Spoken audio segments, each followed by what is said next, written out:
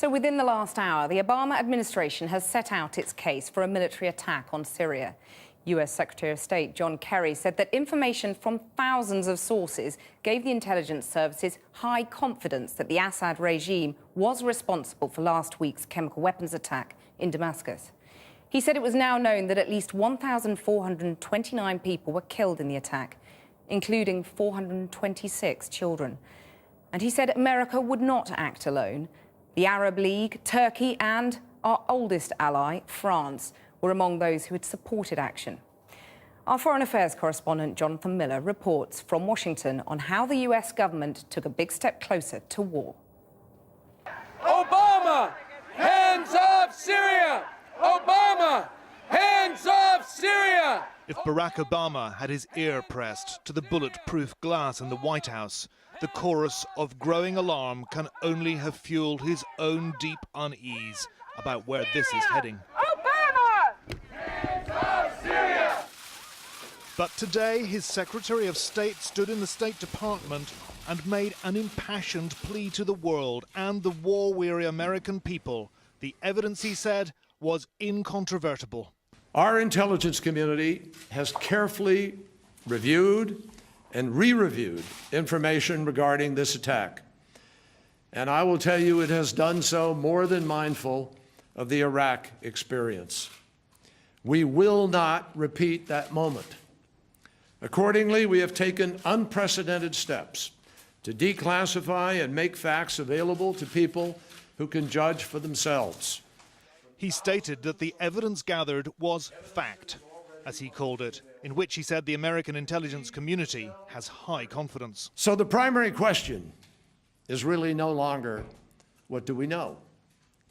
The question is, what are we collectively, what are we in the world going to do about it? We are the United States of America.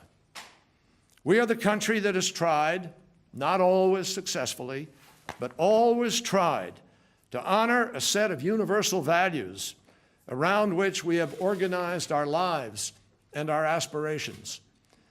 This crime against conscience, this crime against humanity, this crime against the most fundamental principles of international community, against the norm of the international community, this matters to us.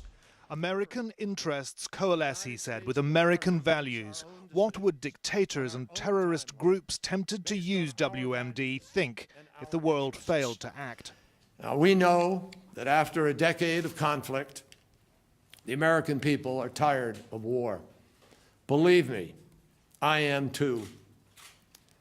But fatigue does not absolve us of our responsibility.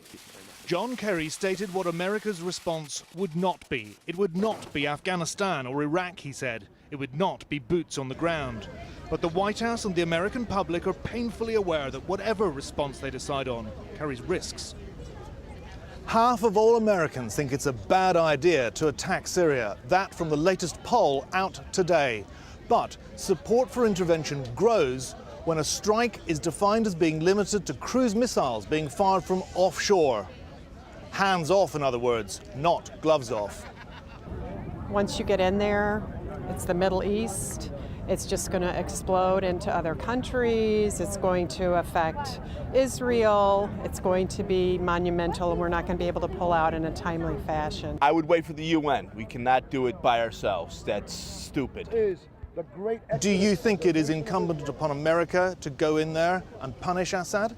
Or do you think you should be a little more cautious? That's why I'm not in the White House. But